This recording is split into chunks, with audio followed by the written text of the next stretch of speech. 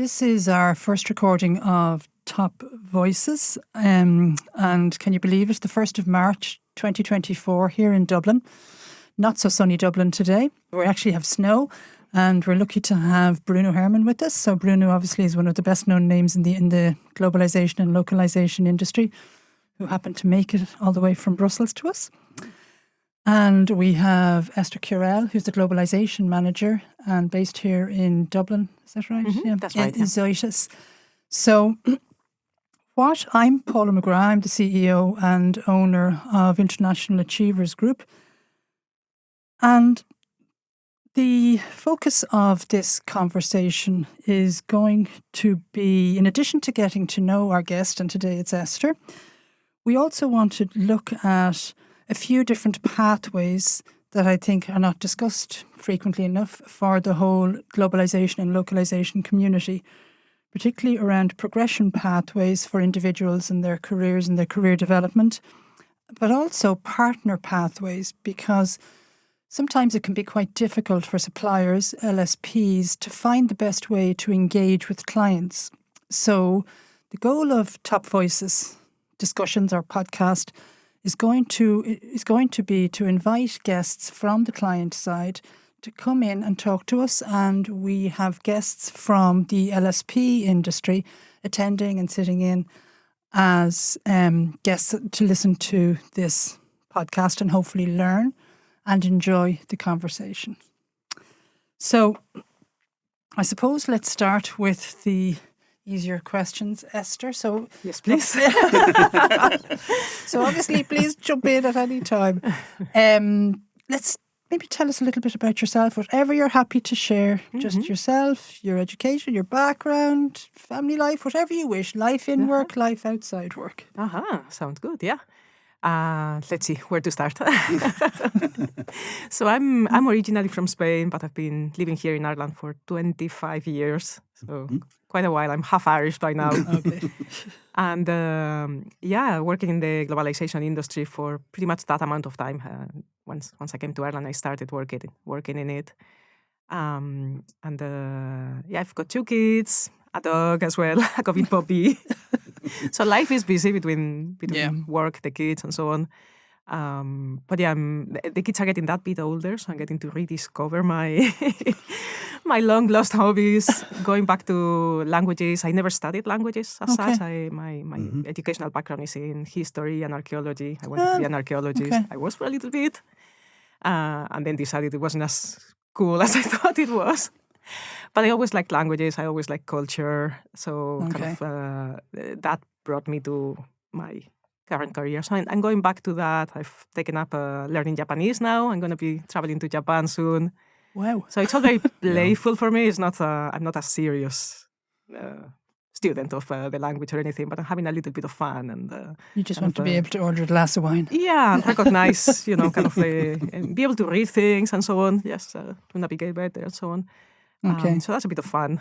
And then, apart from that, I love nature. I'm into growing food, growing vegetables and fruit and so on. And then foraging is my latest passion. Okay. Where do you go to forage? To forage around my neighborhood, there's actually quite a bit. There's chestnut trees. There's I've got an allotment as well, so I grow weeds. Really, I grow nettles. Wow. I can make nettles tasty, which took a while, but yeah. So that's good information. Yeah. If you're ever hungry for exactly. I suppose another question from an Irish-born person: how did you manage to adapt to this weather from Spain? Oh God, yeah. I grew up in Madrid, so Madrid in the summer, if you've been there, it's like 40 degrees upwards. I hated it. I was always coming to the Northern Europe, Ireland, on holidays, escaping whenever I could, and despite the weather, everything else is pretty cool in Ireland. And the summers are great. So. Okay. Yeah. So you mentioned that, the area that you ended up working in is not the area that you originally studied. Yeah. So I suppose I can understand that many of us that has happened to us. But what particularly directed you to the globalization sector? You would have had lots of choices, with your primary education. Yeah. Like I graduated in the mid-90s in Spain. Yeah. It was a time of high unemployment, so it was difficult. So I think it was a case of, reinventing yourself by need kind of thing. Yeah. And deciding, okay, what do I like to do? I like languages, I like cultures. So I did I took a short interpreting course. Okay. Loved it, but I realized I'm the only person here who hasn't lived in a foreign country, in an English-speaking country. So that's what brought me here. And then I didn't know what localization was or globalization, but the industry was very strong here. So I started, I got the golden pages. That's how old I am. I remember golden those. pages, looking for translation companies and so on, and then going and interviewing and so on. And I got lucky, with one of these temporary agencies. They got me a temporary job in a localization company in the accounts department. So that's how I got in. And through that, I just started asking everyone, what do you do? How do you do it? And project management seemed very interesting. I had wanted to go down the linguist route. Yeah. But I saw project management and I thought, okay, this is what I want to do. It's so much fun, like dealing with people from other cultures, dealing with problems, solving them. So that's been it. Okay. So your career has obviously progressed. And I know that you've been fortunate enough, or I hope it's fortunate enough, to work on both the LSP side of things and then on the client side. Yeah. So overall, how would you identify those differences just from a career perspective? Yeah. The LSP was brilliant again, I came in with no knowledge, so the LSP was fantastic, a fantastic training ground because you deal with so many different situations, but also you have everything in-house. So you have all the expertise in-house, you have your localization engineers, your linguists, your desktop publishing people, project managers, account managers. So it's just amazing because you can just absorb so much knowledge so quickly as well. And when I started, I started by covering other people's holidays. Okay. So in a way that was fantastic because I got to see many different ways of managing things and many different, it was quick exposure to so many different clients and setups and so on. So as a training ground, the vendor side is amazing. Okay. It's again, if you like solving problems, they're going to be so different, so varied that you're going to have fun with that. Is it very pressurized? It can be, yeah. Especially at the production, on the production roles, it can be very pressurized. The account management type of roles, program management and so on, they're very interesting. Solutions architecting on the vendor side, I think it's one of the most interesting roles there is. Okay. So I do, I love my time there, and I think it kind of shaped me and helped me. You love Twitch? Say that again, please. I love the time on the LSP for that, and then the client side was a total shock because suddenly even if you're part of a team, your team is this little speck that no one understands.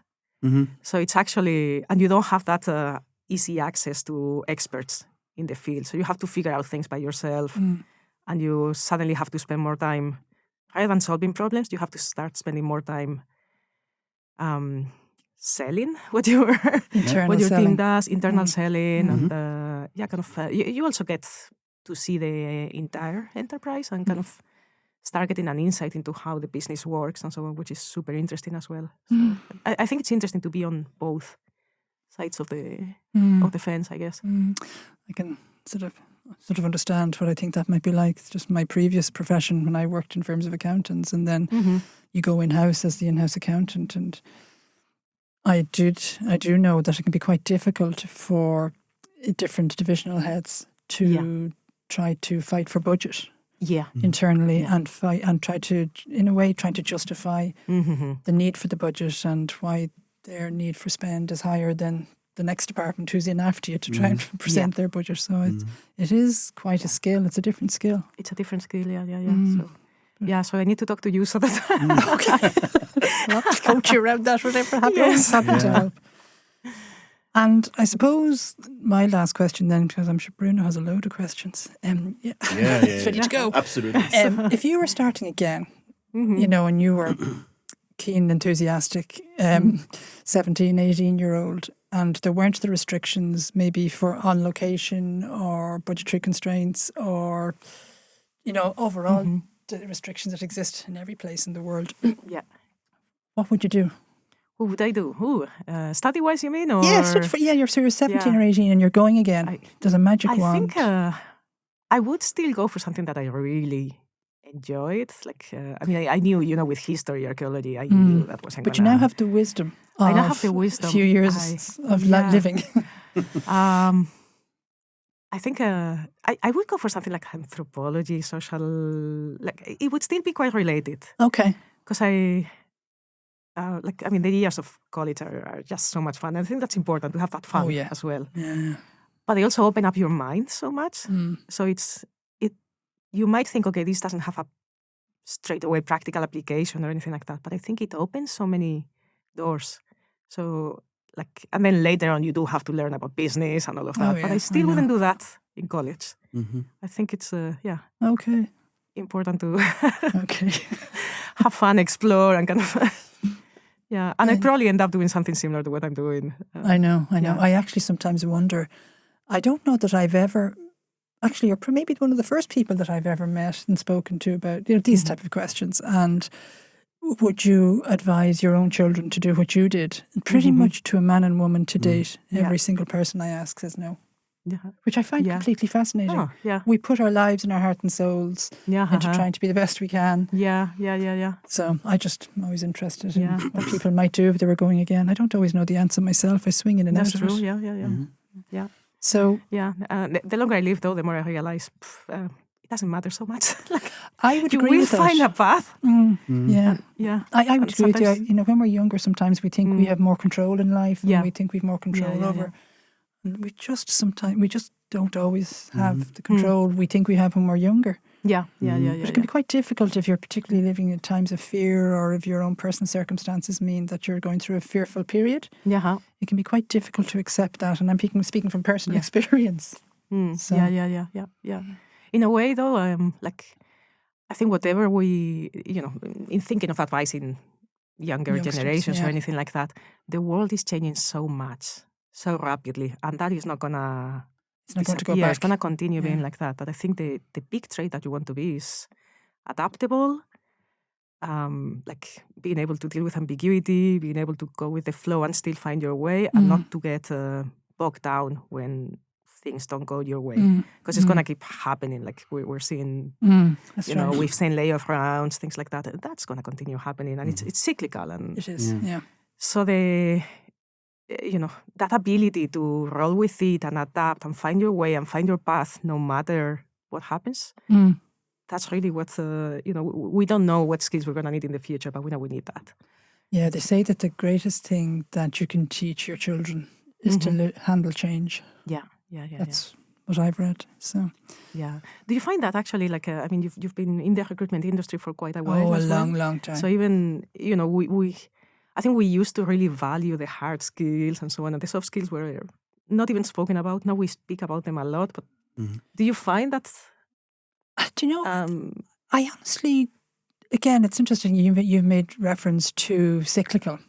I actually think that's been cyclical too. So I'm 60 years old. So, and I have been in recruitment for, oh my goodness, is it 25, 30, I don't know, years and years and years. And that balance or mix varies, firstly, from industry to industry, from economic status to economic. So depending on what time we're in an economic cycle, and region to region, culture to culture. So I haven't found that 2024 is markedly different to 2000. Yeah. I haven't. I've seen that as a recruiter, we actually have to be able to identify and feel very quickly what the hiring organization needs today. Yeah. And each day, organization 1 needs hard skills.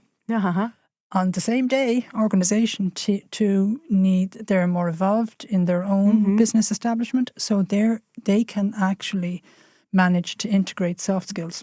Right. Yeah. But the truth is, if you're an early stage or a startup, you actually need the hard skills. You need somebody who can sell. You need somebody who can make sure the cash is coming in. You need just standard stuff. And the fact that that it's an absolute luxury to get to the point to be able to hire an individual who's got strong emotional intelligence. That actually is a bit of a luxury for early stage and startup businesses, is my experience. Now, again, that's a very general statement. There are some industries where you absolutely have to be able to do that. But in general, it takes businesses to get to a certain, to get through a certain stage to be able to afford that.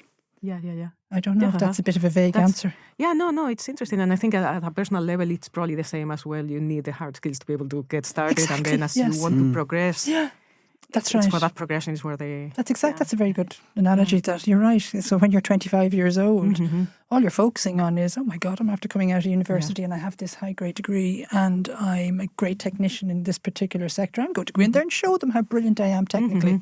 And it's only when you're in there and you've proven that you're very good technically, that you actually, most of us, you're right, probably relax a little and realise, okay, I need to know how to work out how to work well with all the different teams and all the different stakeholders. So, okay, Bruno. Now you're going to be asked all the difficult questions. Right. After the easy questions from Paula, the difficult question from Bruno.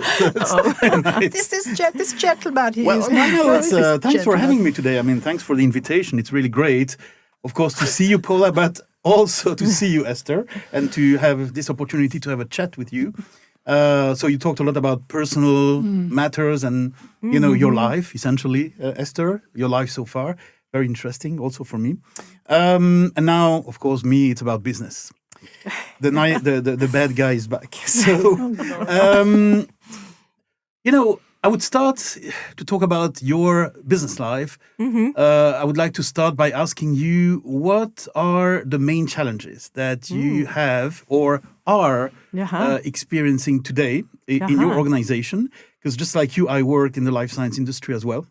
So I can guess probably some answers, but not all of them. So I would like to hear you about, your most significant or most impactful challenges, and how you managed that, how you dealt with that personally and with your team, of course, because most of the time, you have to take up those challenges with a team.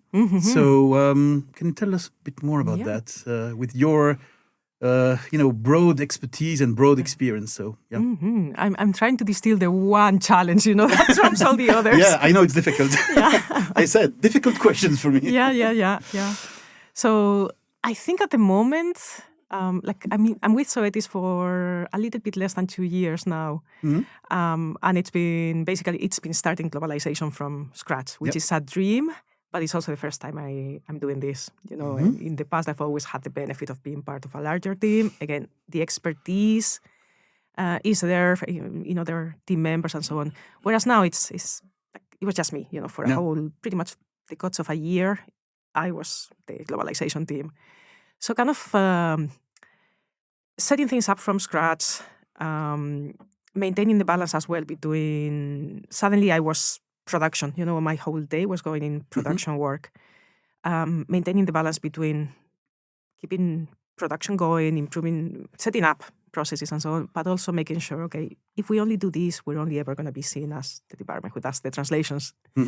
So kind of trying to figure out how can we, from the very, very beginning, start positioning ourselves as something more than that, as a department that is more strategic, that is really, I know I'm not going to be able to do all this by myself. How do I get the budget, the investment, into growing my team,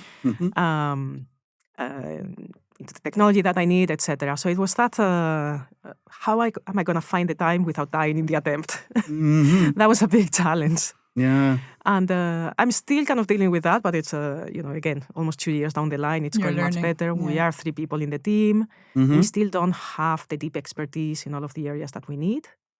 So I see gaps in there, and sometimes it's tricky. You have to make do. That's right. With what you can, with what you have.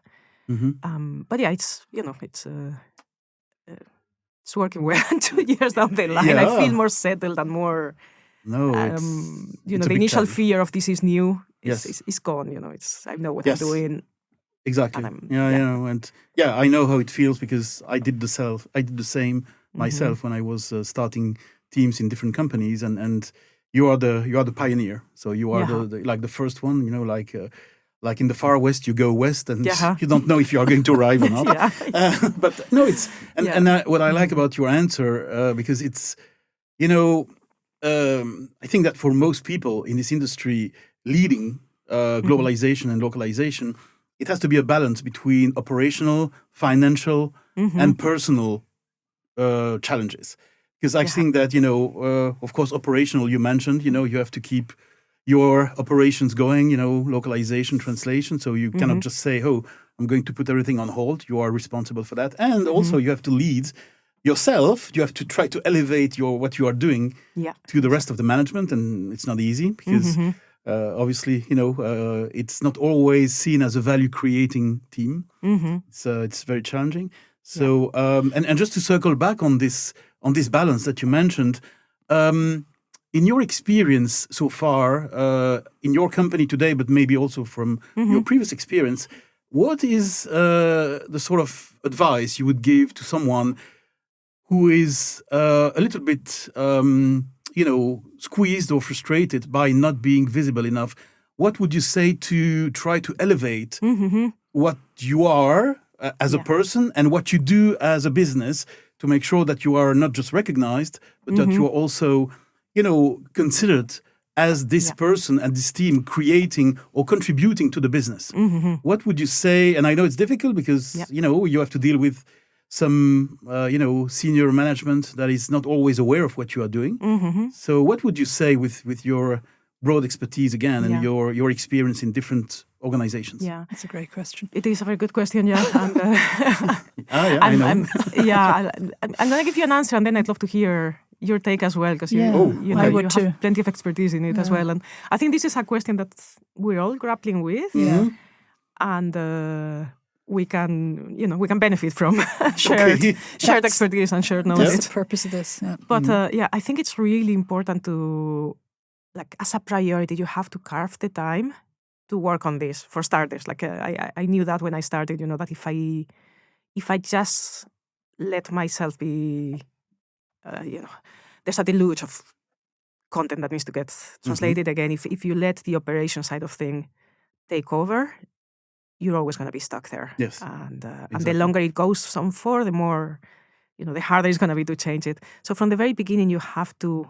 somehow carve the time to figure out how to position yourself. And then you need to understand very well the value that you bring. And we all have good ideas, on the value of localization, but I think it's very good to ask our stakeholders and our counterparts, what's the value that you see in globalization?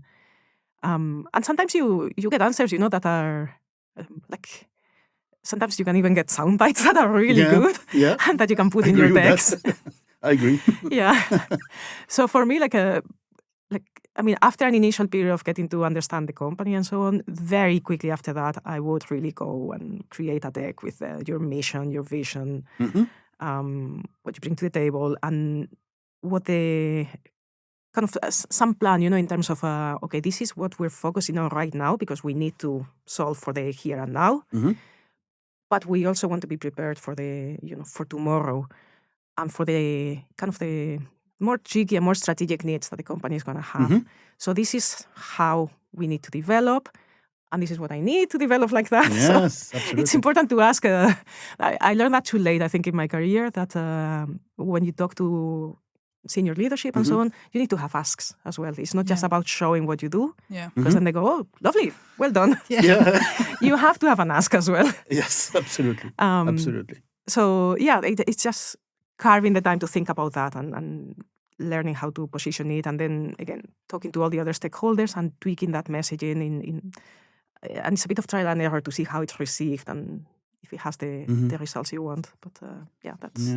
Do you mind? It's just, this is actually where the right match makes such a difference, both for the person who's looking to go into a new role and for the organization that's hiring, because if you're fortunate enough to be interviewing or working with an organization where the personality match. Now, obviously, that's on the basis that the minimum skill set is there. You will be comfortable to know how to go to your leader, your boss, and find the best way to communicate. But unfortunately, that time is not always put in, and there's a very, very heavy focus on technical skills. So, it's and sometimes that happens to us as we get a little older and bolder. We realise, okay, I shouldn't have really taken that last job. But I was attracted because shiny offices, great travel, big pay package or whatever. But where in fact the longer term career opportunity, might be somewhere else. So Bruno asked the question, and now I think it's Esther's turn to ask the question back. You asked. Yes, that's right. I had to give my own answer to that question. Well, Esther, you mentioned tactics and strategy, and I think it's exactly the right course of action. Because in my experience, I tried different ways to be more visible and to be more considered, just like you explained. And the only thing that really worked was that first, it was to tactically, just to go back to your point, tactically be able to elevate the team, and actually not just the team itself, but the topic of globalization and localization, so that more people could be aware of it, could understand it, not just be aware, but could understand it. And once this elevation was sort of more or less in progress, I was trying to amplify what I was doing with the globalization and localization team by saying that, for instance, we were part of the global content supply chain of the company. And I used the concept of global content supply chain because it's something that is to be found in every company. Every company, even the smallest startups, has a content supply chain which starts in content creation and ends with content delivery. And in the middle of this chain, you have a number of steps. And translation, localization, internationalization are steps in this supply chain. And then people start realizing, oh, yeah, I know what it means now. And without localization or globalization, we wouldn't be able to actually run the whole content supply chain, and the business would be affected. So, and that's strategic. So that is really, to do it in two steps, because I think that, some people may want to try to be pushy. Which wouldn't be the advice that I would give. I would be more, cautious, wise, to use the word of Paula. I have more wisdom now, and say, yes, let's try to be more tactical, and let's try to really elevate and demonstrate as well what localization, globalization mean for the business. And what it means is simply create value. Simple as that. Create value and delight customers. You can call it in different ways, but value is about customers, and it's about growth. It's about everything that you need to deliver. You mentioned also production. It's very true. So that's the type of advice I would give. And also, well, probably now, but this is very timely, I would say to localization and globalization teams to consider themselves as part of global content operations. Not just purely localization, vertically globalization, but really to be more embedded.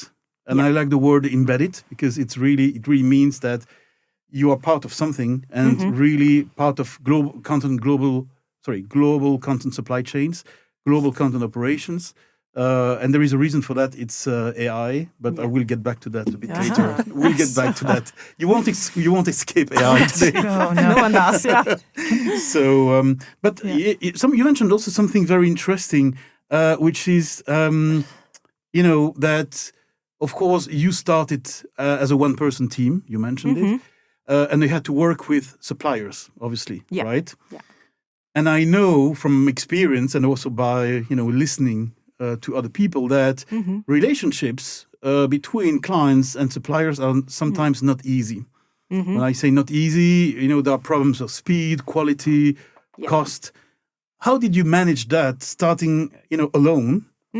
So having to build your team, but at the same time having to work effectively with suppliers, with LS language services suppliers. What was your secret sauce to make that happen? Secret sauce. Suppliers, it's always a tricky relationship because I think there's very rarely enough transparency on both sides. I think, the vendors will typically hide a lot, say yes to everything, whether they can deliver it or not. And then there's the famous black box, in terms of who are they sending the work to? Do they even know themselves? Et cetera, et cetera. But then on the buy side, we can be we often tend to treat them as well, like, they're the hired help, they'll do the translations. Yes. And that's pretty much it. So I think, like, one thing I found in the past to be very helpful is if you actually kind of, the same slides you're preparing to show your strategic plans, etc., that you're sharing internally with your leadership, with your own team as well. It's important to percolate them down as well, because if you don't have people behind you, that's not going to happen. You can repurpose those as well to show the important elements to your vendor as well, and have the conversations with them and the brainstorming. Kind of show them, these are my goals. It's not just about delivering on time, within budget, blah, blah, blah. These are my wider goals. How can you help me solve those? And I can think of a couple of things, but what else can you think of that I'm not seeing? Especially with the better vendors, they already have experience from working with other clients, having seen similar things. So sometimes they surprise you as well. You're trying to figure out, you're trying to figure out, what can I do with this? And you ask them, and they have some other department looking at this that is coming up with something amazing that you can leverage, perhaps, So it's important to have that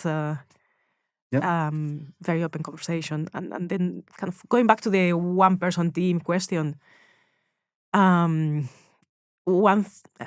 survive as a one-person team, you really have to enable certain amount of self-serve amongst your stakeholders, where you incorporate the vendor, but in a manner that is not gonna cause extra noise and extra, dealing with vendors is complex. Dealing with vendors well is complex, I should say.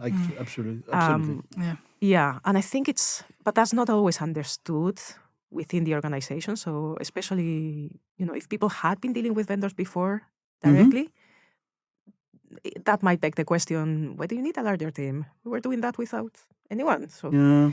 So kind of still allowing that self-serve, but at the same time making it very visible how you as a globalization person, team, etc., can extract extra value from the vendor that they cannot. When I listen to you, I think everything that you just said about, the relationships between vendors and clients makes me think about your experience, because you worked on both sides. And when I hear you describe, the approach or the attitude or the relationship simply to have, I really feel that unlike many people in this industry, you want to treat, or that you want to consider suppliers more as business partners than vendors. And I think that's something that is probably that should be a goal for every globalization team, which would be really to say, yes, I need vendors, I need suppliers, but I want to bring them as business partners so that they can be more integrated in what I do. In the processes, in the tools, sometimes, technology-wise, it can be good to have, of course, a good connectivity between suppliers and clients.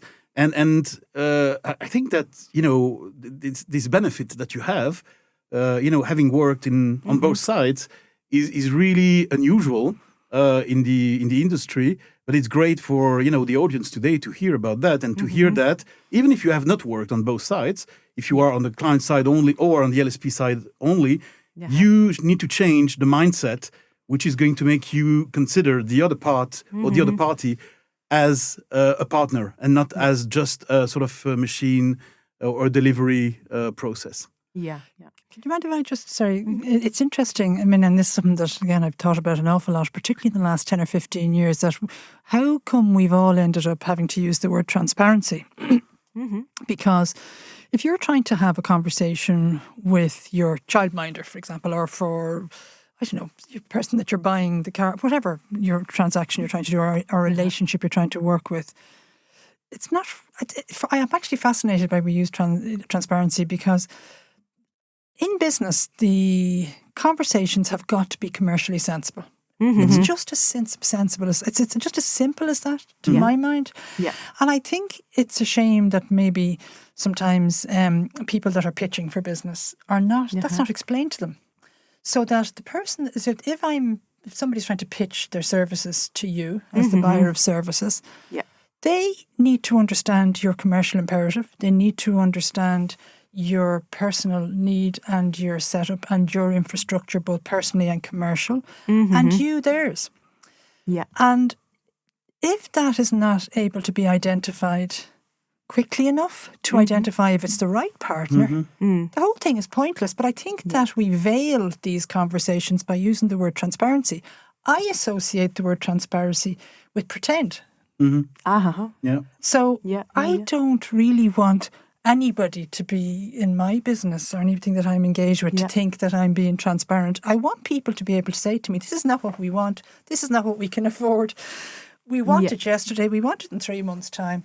And I want that type of proper discussions or proper business-like discussions to happen so that the people I'm doing business with or my team are doing business with, they can go home at night at 6 o'clock or whatever time they go home at. And not having to overthink anything, not overthink that there's undercurrent or that's my country. I just cannot. It fascinates me that we have actually suddenly, we've used, the word transparency comes in so often in the last 10 or 15 years. That's my I had never thought of that, but you make a very good point. Because if you're not the right partner, you're not the right partner. And so pretending that you are, or that just blows up in everybody's face. Anyhow, sorry, Bruno. That's true. No, it's a great point, and I think that indeed there is a lot to do to improve this connection, relationship, or whatever you call it, this combination between clients and vendors and business partners. And I think anything we can do to improve that is going to be creating value anyway, and also improving people's working lives. If you're having to work out how to mask something, how stressful is that on any individual? There's enough stress in life. Exactly. Exactly. And oh, sorry, go ahead. It makes me think, that it's the softening out of defensiveness. Of course, I understand localization why it on all sides. Like the vendor feels defensive, so you have to. It's almost like change management. It is, kind of making them realize, look, I'm not going to chop your head off if there is an issue. I know. But we need to be able to talk about the issue without subterfuge. But also ourselves internally, on the buy side as well.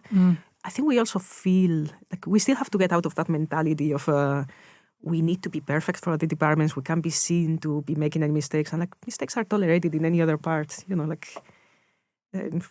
product development, a certain amount of mistakes is totally, it's within range.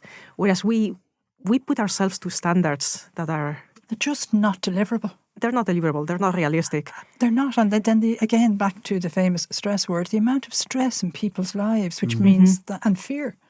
And once we start living in fear and working in fear, and again, I've been there and I work hard to try not live there. Because I run and own a business, of course, there's bumps that come on the road. But we just cannot make sensible decisions. True.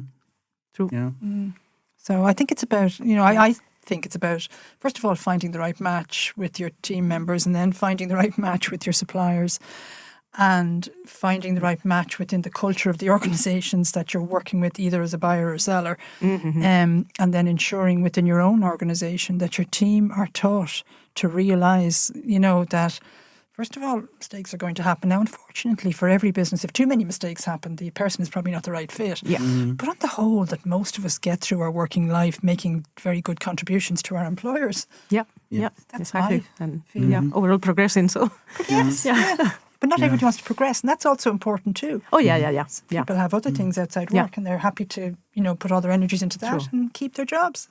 So. Sorry, Bruno, I interrupted you there. No, it's part of the discussion. So, and actually, it's a great point to transition to another side or another aspect of people management, which is your people this time. We just talked about suppliers and vendors, business partners, but now I have two questions in one, actually, regarding people management or people development, I would say. Yeah. The first one is we all know that in the globalization and localization industry, talent is scarce. It is difficult to find. It's difficult to retain. So that's why there are two questions in one. First of all, what is your secret recipe to actually find not specifically the best talent, but the talent that you need for your team in your organization? Because when I hear, best talent, what does that mean? It means different things to different people, right? Yeah. But for you, Esther Curiel, what does that mean? First question. And then once you find and you recruit this talent, how do you retain this talent with personal development and also how do you evaluate this talent that you've acquired with a lot of efforts? So what is your again, you can give some recommendations to people, watching us today and say, okay, yes, talent is scarce, not just in the localization industry, but in all industries. But it would be really interesting to really hear how you manage this people aspect of operations. Yeah. I know. Not easy.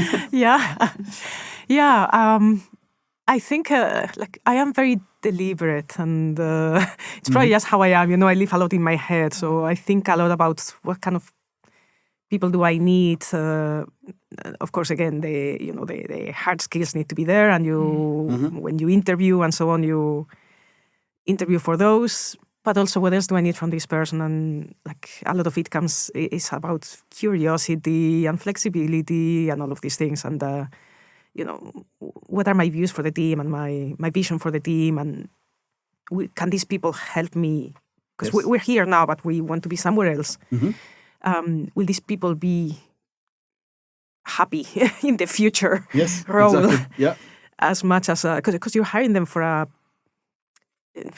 they need to be able to manage the current need very well, but sometimes the future need is so different. Yes, certainly not. And that's I've made mistakes there thinking, if I can see the future and I talk to them about it at the interview stage and whatever, and they seem eager, that's it, that's enough. And it's so not enough. Yeah, exactly. They can be the same. They can be there intellectually, I know. but the actual the change itself is very uncomfortable and it's very scary because sometimes it's it's there's a lot of unknowns. Yeah, absolutely. You want to get from A to B, but what's the path in between? So painting that and taking the time to paint that in as much or as little as people need, and that's very different. Some people really have very good ideas on how to get there, and if you interfere, you're almost putting them off. Yes, exactly.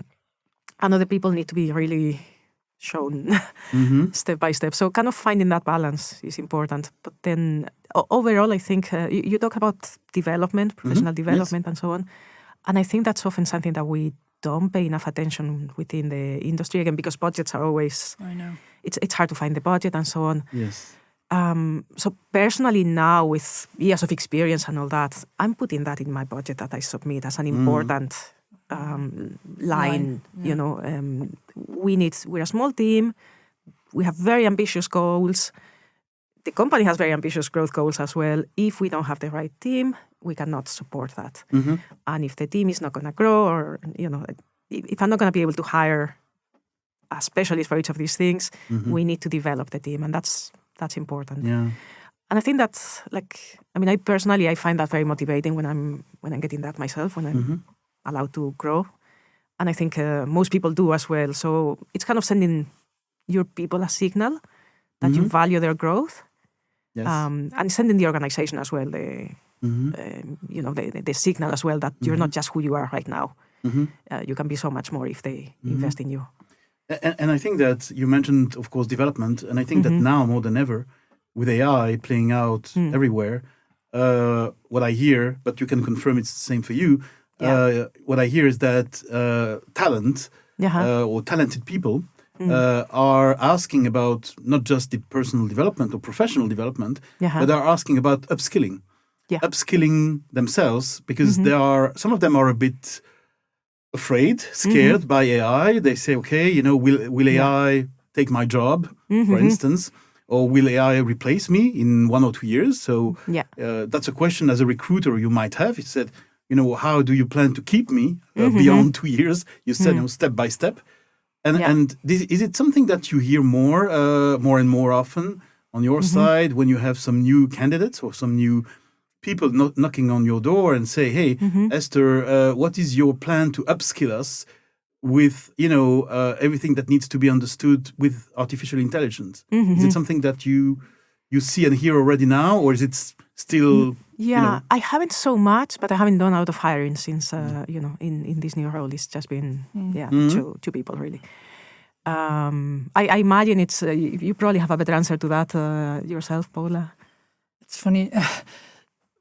No, we haven't actually had a lot of questions on it because I sense that people seem nervous to be the first to jump.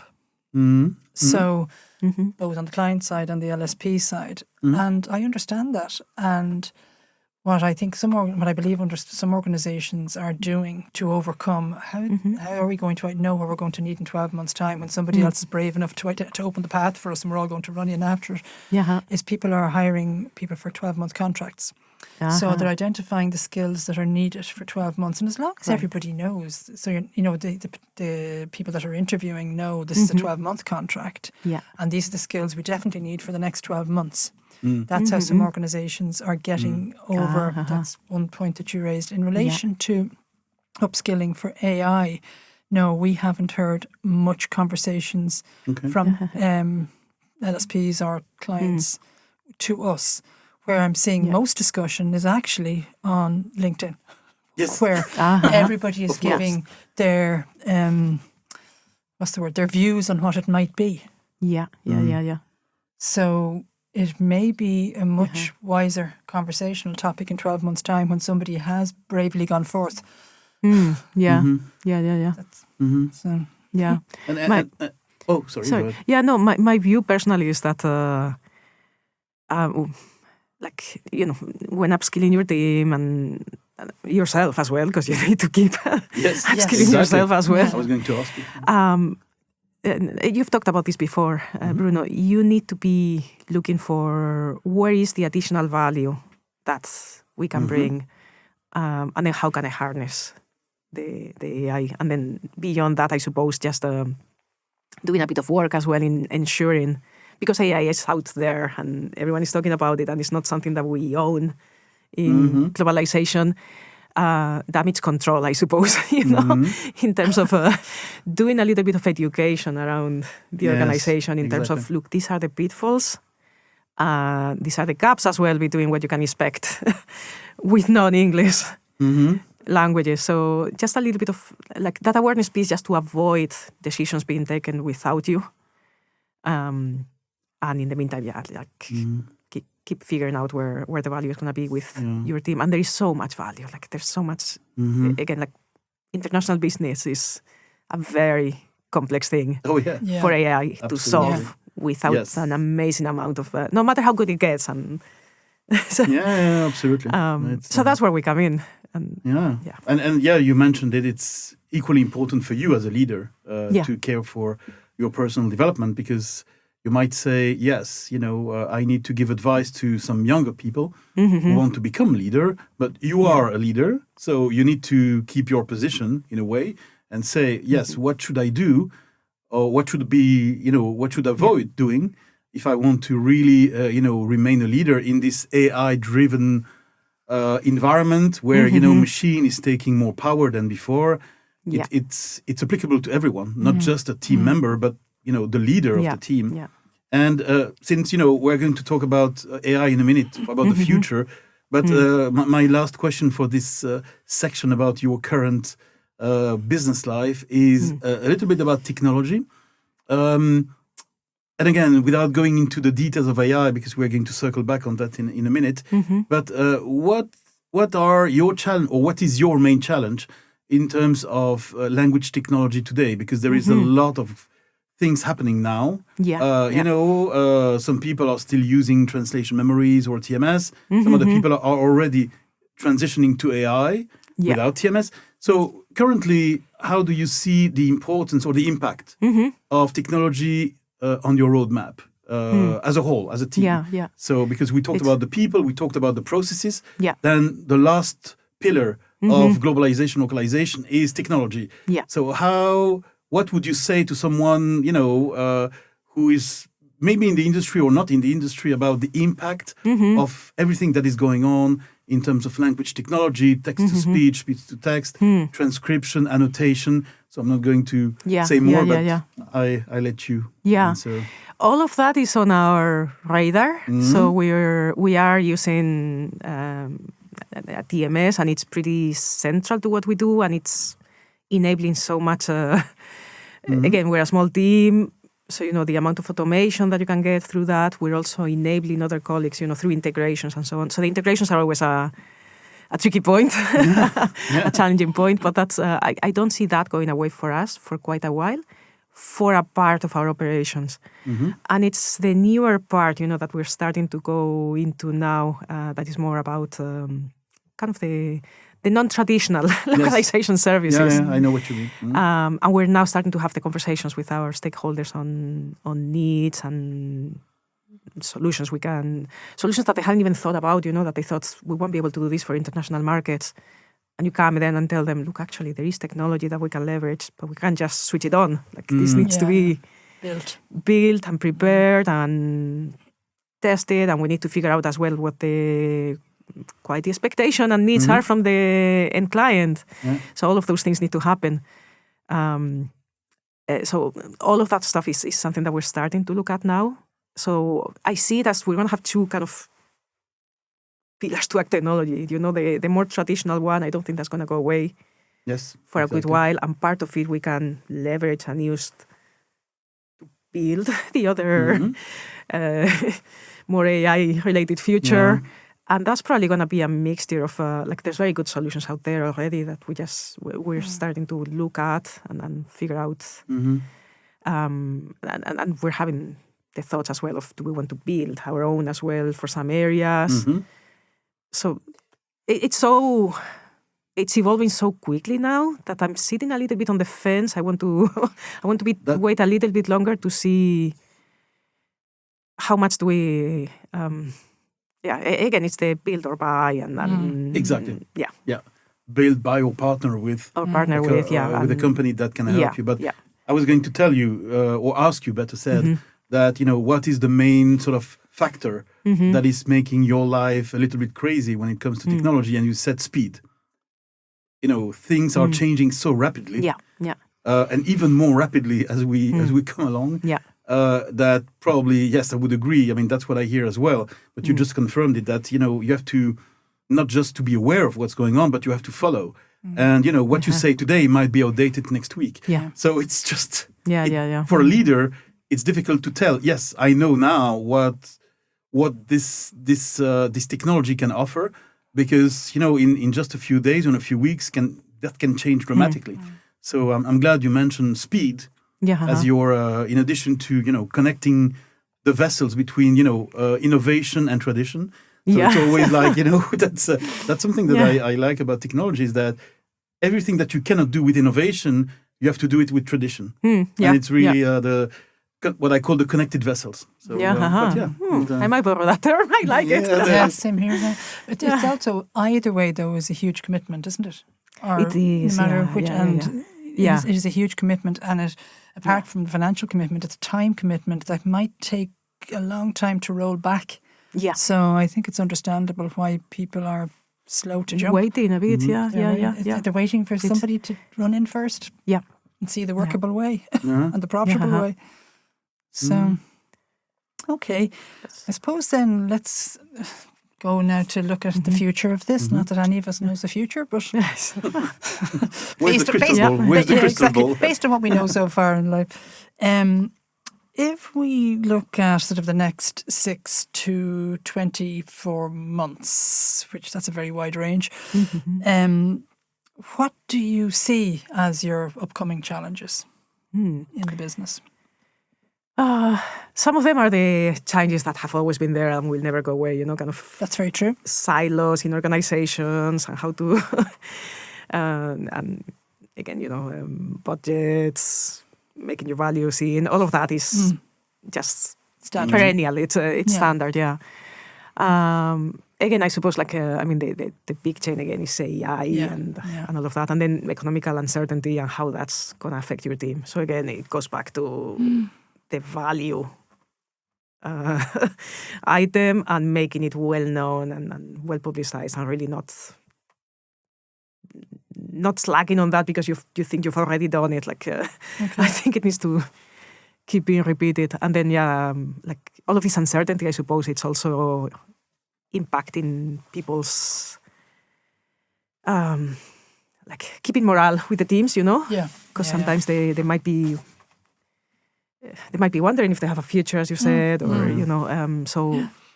just kind of I think I'm an eternal optimist. I always think there is going to be a way, and kind of infusing that in your teams as well. And often they're the ones bogged down in the day-to-day problems as well. So it can be very, sometimes you have grand plans, but they're thinking, but we have so many little problems. You need to be able to offer the bird's eye view, and overall, look where we were, look where we are now. So that's ongoing. You're right. Yeah. I suppose I know that Bruno has already mentioned AI, so I'm not going to ask that one again. Yeah, that's AI and specifically generative AI, because that's what is keeping us awake at night. Hopefully not you, but me. But of course, I'm sure that you would say now that generative AI is one of your major challenges for your organization, because you need to leverage that in some way. Yeah, it's an opportunity. It's an opportunity. Yeah, exactly. Yeah. You anticipate my question. I was going to ask you, how do you turn this challenge, which is called generative AI, into an opportunity for your team or for your organization? And what I mean with this question is, what would be your recommendation to leverage this technology, which is quite extended? You can do many things with generative AI. You can use it for text, audio, video. Yeah. So what would you say to be a priority for you, or in general, in your opinion, with generative AI? Because everybody talks about it, but not everyone is using it. Yeah. So what is your stance for that? I think it goes back to what are the big problems in the organization, or the big challenges towards what goals does the organization have, and what are the strategic priorities, and then work backwards from those. So you'll there's often a lot of things that are happening for your US markets or whatever your home market is, that are just not happening for the international markets because they're too expensive. They take too long. Yep. So that's where generative AI can come to the rescue, so to speak. But again, it's complex to get it working right. And that's where we'll come in. So kind of isolate with those, where those are. Pick one that you feel is more low-hanging fruit, and with more chances of succeeding, and where you have stakeholders. You're not going to do this by yourself either. You need to involve other teams. So in which one are you going to be able to find those supports? And it matters enough to the organization that you're going to be able to get the budget and the backing and so on to run with it. That's how I'm looking at it. And I've seen already some of them for ourselves. Okay. And again, it would be the kind of thing that I would have thought, we're not even a 2-year-old team. This is stuff that is going to happen. If you think of the localization maturity models and so on, this is going to happen when we're at stage 5. No, it needs to happen now. Now, it needs to happen today. now. We need to be able get to stage 5. Yes. We need to be able to marry the. We need stage 2 moving to 3, but at the same time, we need to be doing some of this other stuff. How are we going to balance that, and what do we need to make it happen? So it's going to be in very small, tiny little MVPs.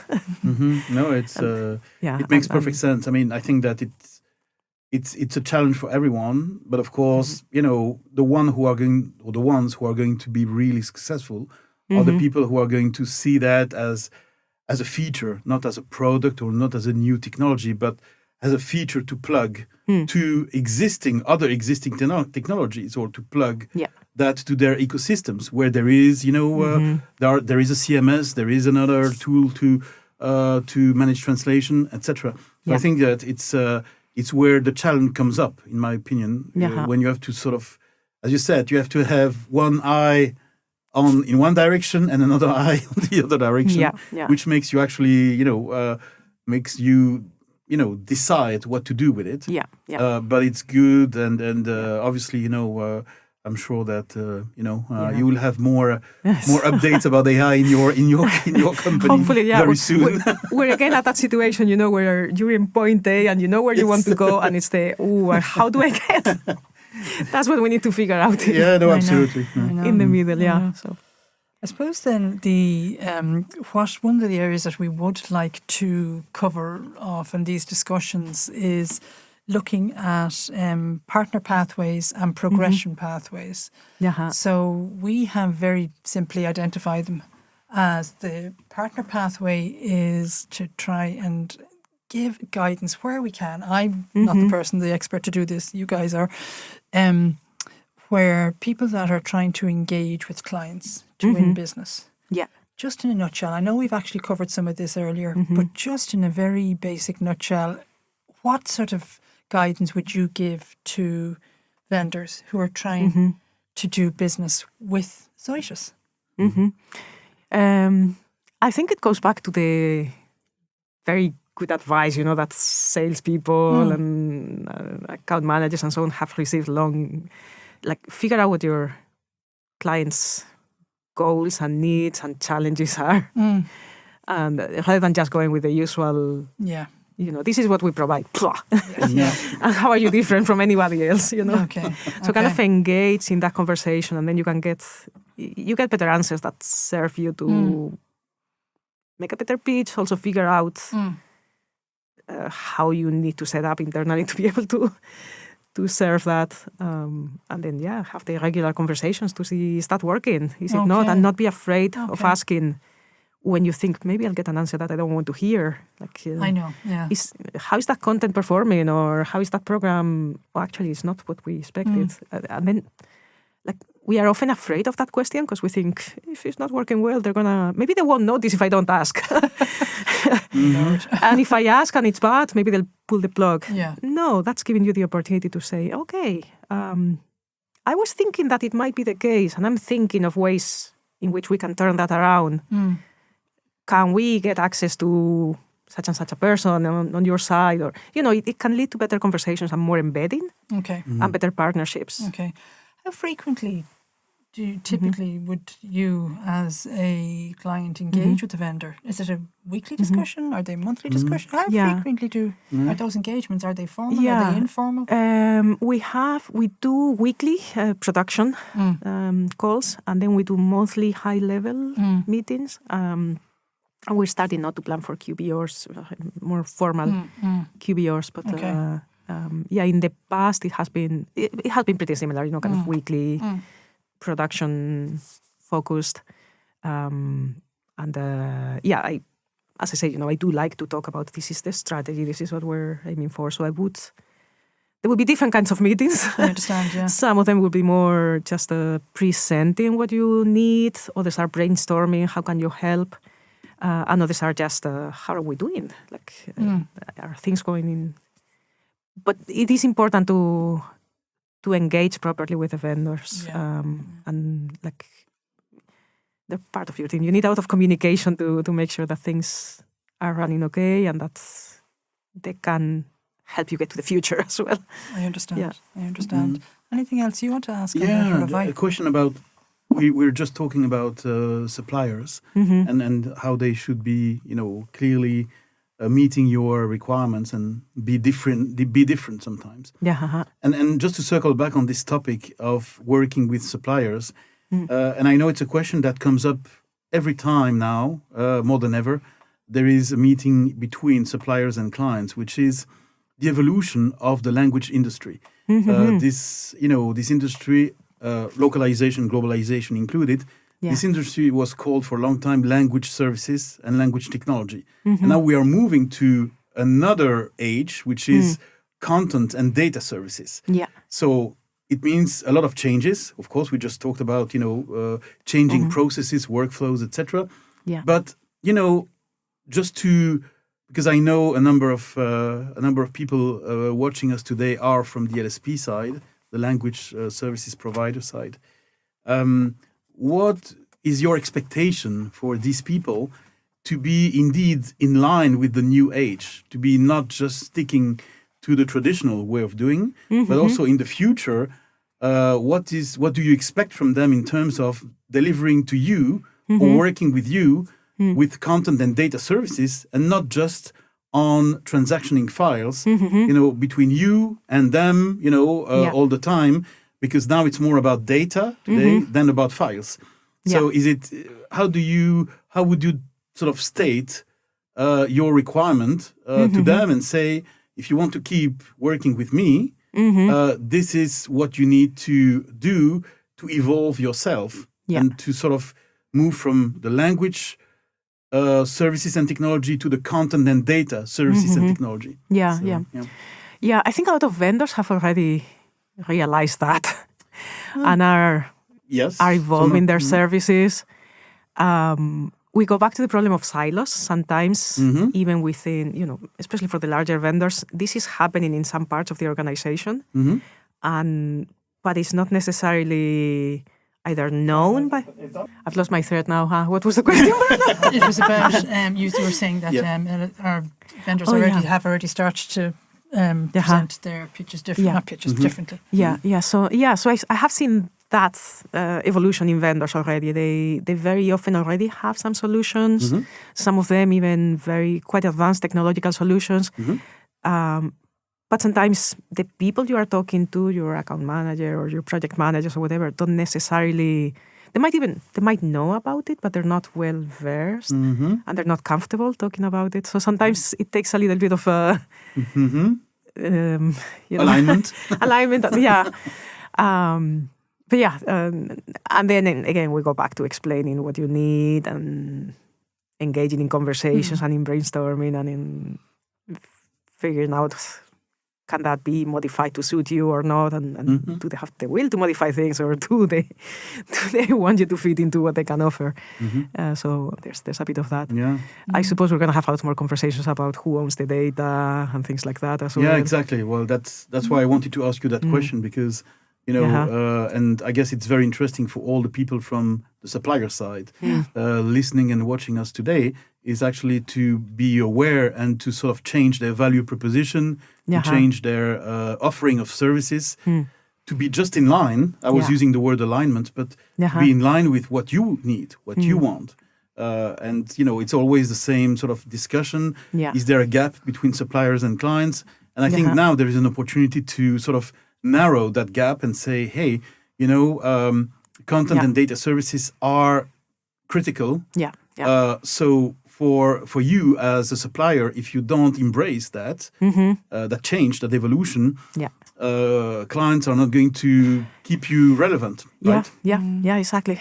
Yeah. And for clients, I suppose it's very, for me, like, I know we are a small team, our budget is limited, etc. So for me, suppliers are actually, they're in an amazing position because they're doing this, or they can leverage what they create with all of their clients, They're going to be able to move way faster, and they have dedicated resources, or at least, the decent-sized ones. They have dedicated resources working on this, whereas for us, it's dip your toes a bit, get called to another. We can't do this properly. We need vendors for this. Yeah. And then we're just a little tight for time. On the progression pathways, which is around individuals, we've actually received a question from an individual. So I'd like both your contribution to this one.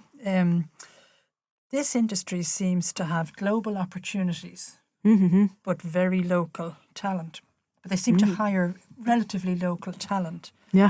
So why is this, especially as the roles are mostly remote? So what is the driving force behind that? I thought that was an interesting question. It's also something that we as recruiters get questions like that the whole time. So the jobs are presented as global. The opportunities are presented as global. Yeah. Then sometimes the hiring hiring can be quite limited in location. That's true. Yeah. What is your thoughts on this, Bruno and Esther? Yeah, I think there's a mixture. There's a bit of inertia on the one hand. That's okay. And then there's also just the organizational setup as well. Like very often positions are only open for even if they're going to be remote, you can only open the positions in places where you have presence, physical presence. Physical presence and a good, the tax implications, legal implications, all of that can be handled. So I know there's solutions for that as well. Yes. But sometimes companies don't want to get into that complexity. Mm. And that's my, you probably have more experience of it than me, Bruno. Yeah. You've hired more globally than I have. Yeah, that's... My experience is that actually the globalization, localization industry is very driven by locations, by hubs, let's say. Because if I compare that to other industries like the advertising industry, the life science industry, when you talk to recruiters, they will say we hire the best talent or the talent that we need wherever it is. Yeah. If it's in France, Germany, it can be in Kazakhstan, it can be in Brazil. At least we need to find the best talent for the best value. But in the globalization industry, it's much more driven by location, specifically in Europe, but also in the States, where if you are in Barcelona or Dublin, quite easy to find jobs. If you are in Copenhagen, Brussels, or Vienna, it's ignored. And these are sometimes more multilingual cities than Barcelona, as an example.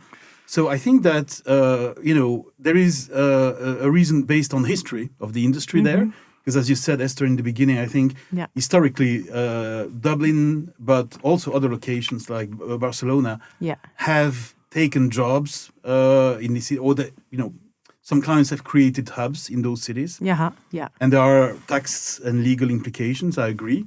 Although it's not always the case because, for instance, it's sometimes easier to hire in Germany than in Spain, for instance.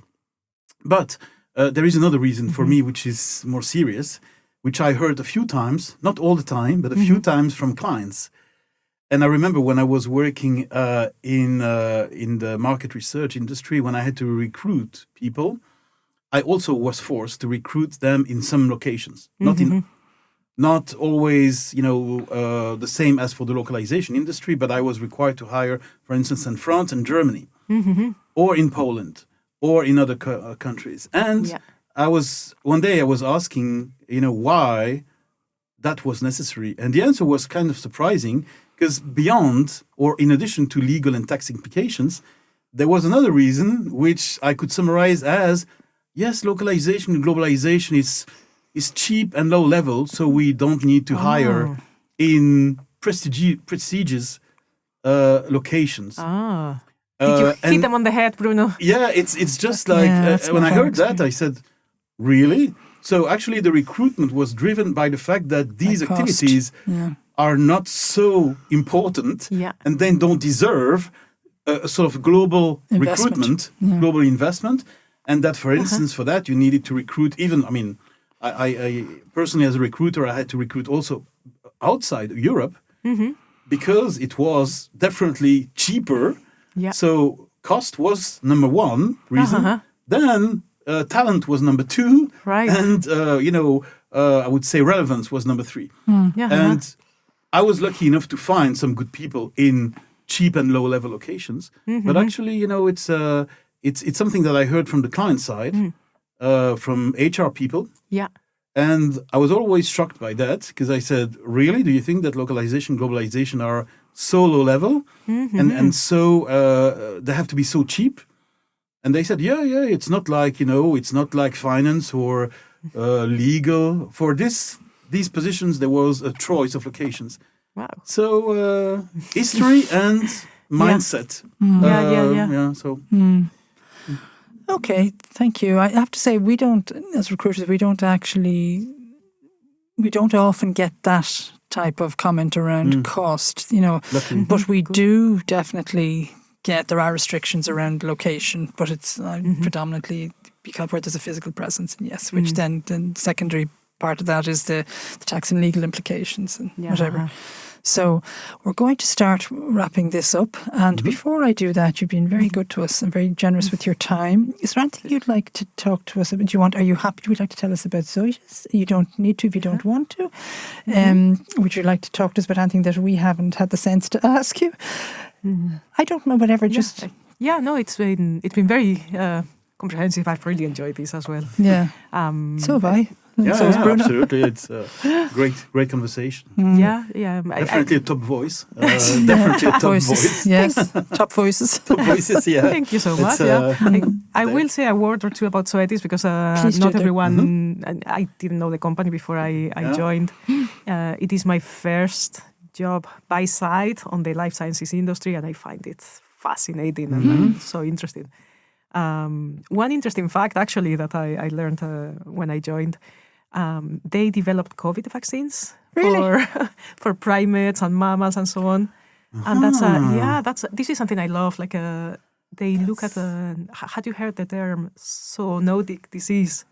It's kind of what word is that? It's basically diseases that originate in animals and pass on to humans or the other way as well. Okay. So they're becoming more and more prevalent. And like we saw it with COVID, but there's, of course, and that's an area that they're looking at. So I kind of love that part. Absolutely. There was a real opportunity. Not that I would wish it on anybody or any organisation. But right. I know a case of Ebola, a virus called Ebola, which originally was in monkeys and then moved to people in Africa. It's a serious disease in Central Africa. There are people dying every year. It's a terrible disease. So I didn't know because I thought that Zoetis was more focused only on animals, not just diseases just for animals, not... It is not animal, related to humans. But the ones that pass from animals to. Do you want to tell us what Zoetis actually does? Yeah, actually, I know we never talked about that. Yes. So the company it creates vaccines, medications, diagnostics equipment, which is the part that I'm, the business unit I'm part of, for animal health, and the kind of the purpose, is to improve the lives of humans and animals. Both kind of for pets and so on, and that's they talk a lot about the bond between humans and their animals, and then of course kind of in terms of sustainability as well. The healthier your animals are, the more efficient the operations are, and the less emissions, etc. So it's big into sustainability as well. Okay, from that part of it. And how global are you? We are fairly global. We're present in over 100 markets. Wow. It's a large... What's your next market to expand into, or is that top secret? Oh, that's absolutely secret. Okay. And how many people work in the organisation? It's over 10,000. So 10,000? Yeah. Wow. Wow. That. Okay.